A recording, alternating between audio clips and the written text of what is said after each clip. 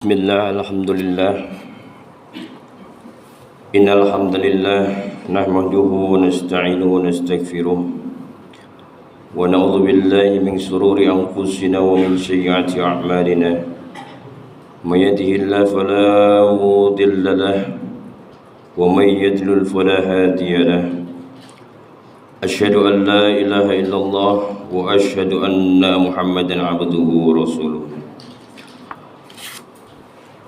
Sallallahu ala asrafil anbiya'i wal mursalin Nabiyyina Muhammad wa ala alihi wa sahbihi wa man syara ala nahjihil qawimi wa da'a ila siratim mustaqim illa yaumiddin wa salama tasliman katsiran amma ba'du.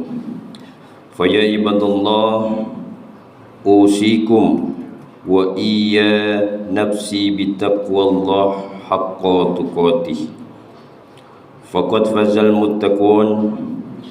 Qala Allah ta'ala bismillahirrahmanirrahim ya ayyuhalladzina amanu ittaqullaha haqqa tuqatih wa la tamutunna illa wa antum muslimun. Ilahi anta maqsudi wa ridhaka matlubi a'tini mahabbataka wa ma'rifataka. Hadirin jemaah salat Jumat yang dirahmati Allah Subhanahu wa taala.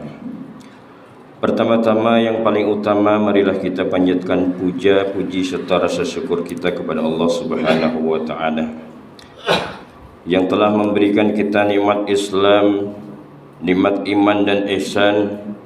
Karena itulah karunia yang teramat besar yang Allah karuniakan kepada hamba-hambanya. Kita pun bersyukur kepada Allah Subhanahu wa taala atas nikmat panjang umur, sehingga pada kesempatan ini kita masih dapat melaksanakan salat Jumat. Semoga ibadah kita hari ini diterima oleh Allah Subhanahu wa taala. Amin ya rabbal alamin. Salawat serta salam semoga selalu tercurah kepada Nabi Muhammad sallallahu alaihi wasallam beserta keluarganya dan para sahabatnya, para aulia Allah serta umatnya hingga akhir zaman. Selanjutnya khatib mengajak jamaah sekalian untuk terus meningkatkan ketakwaan kepada Allah Subhanahu wa taala. Takwa yang mampu melahirkan kecintaan kepada panutan alam Nabi Muhammad sallallahu alaihi wasallam melebihi cinta kepada anak dan keluarga. Hadirin sidang salat Jumat rahimakumullah. Pada hari Jumat ini alhamdulillah kita sudah memasuki bulan Rabiul Awal. Bulan ini merupakan salah satu bulan di mana kita sebagai umat Islam sedang merasakan kebahagiaan dan sukacita. Bagaimana tidak, pada bulan Rabiul Awal 15 abad yang lalu seorang nabi terakhir terlahir ke muka bumi ini. Beliau adalah Rasulullah Muhammad sallallahu alaihi wasallam. Bagaimana kita tidak berbahagia karena Nabi Isa alaihissalam yang hidup sekitar 6 abad sebelum Rasulullah pun sangat bersukacita dengan adanya kabar akan lahirnya Rasulullah sallallahu alaihi wasallam, dan kegembiraan tersebut disampaikan kepada umatnya.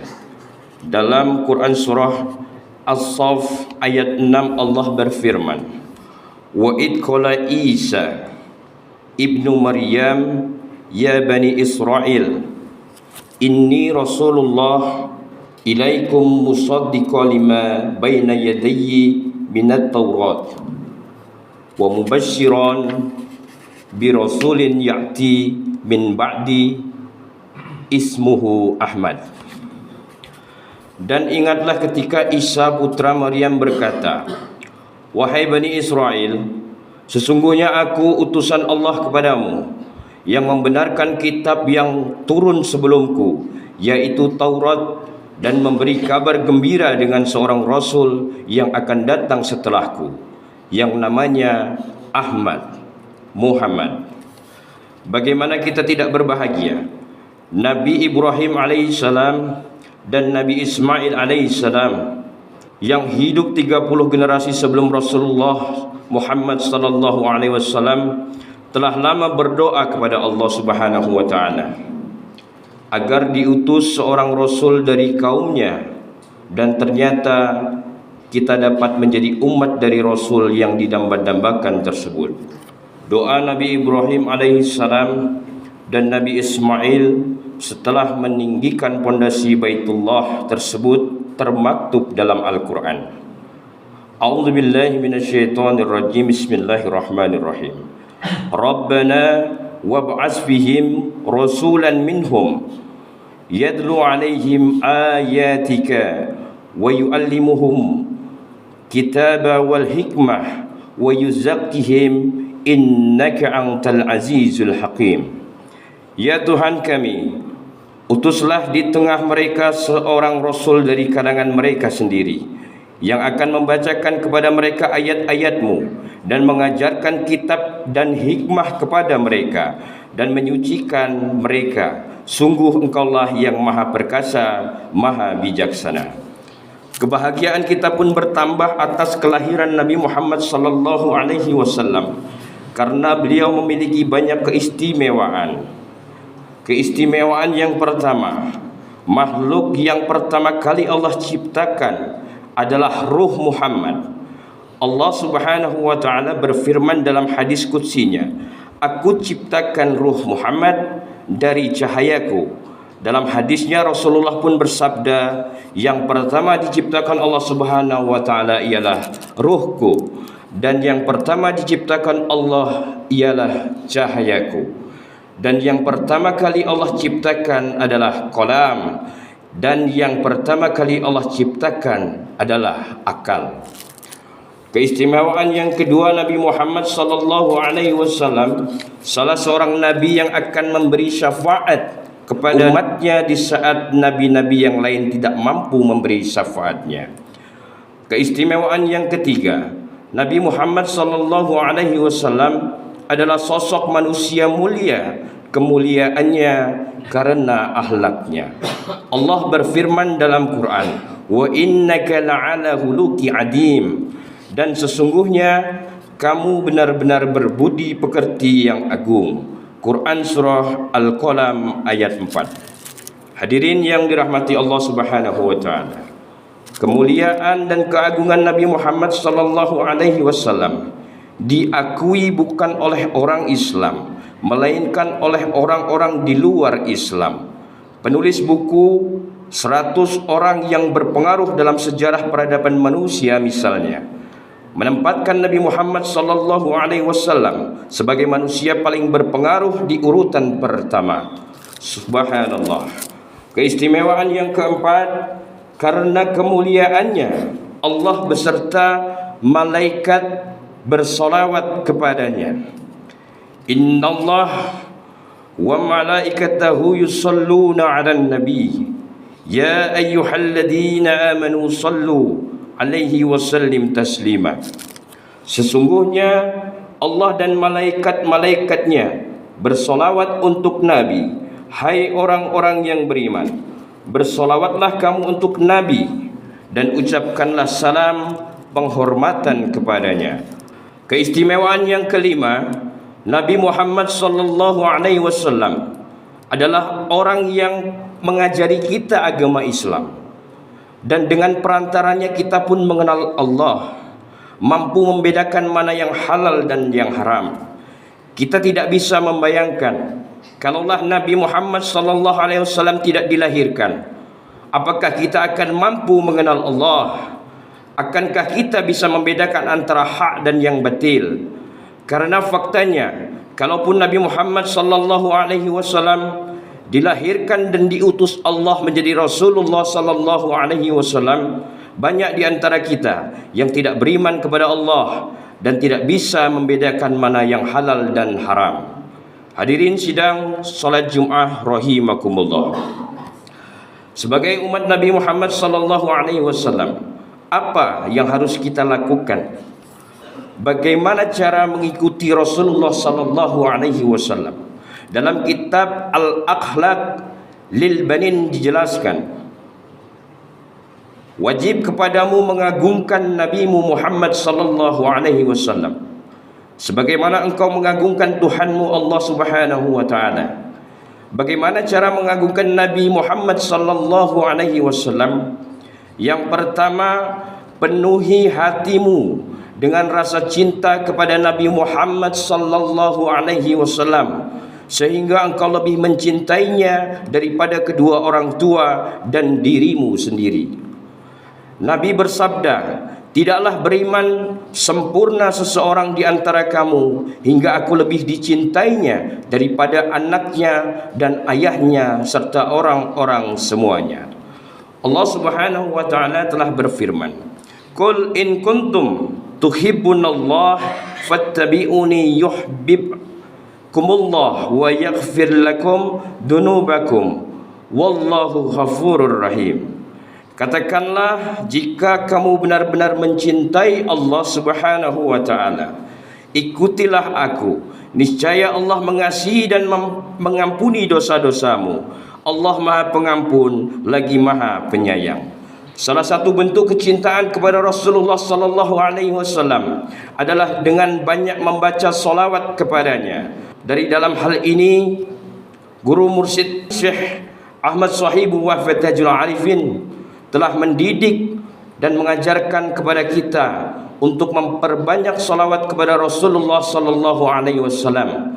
Beliau telah mewariskan kepada kita amalan zikir, khataman dan manakib yang di dalamnya berisi salawat kepada Rasulullah Muhammad sallallahu alaihi wasallam. Kedua, mengikuti akhlaknya Rasulullah sallallahu alaihi wasallam.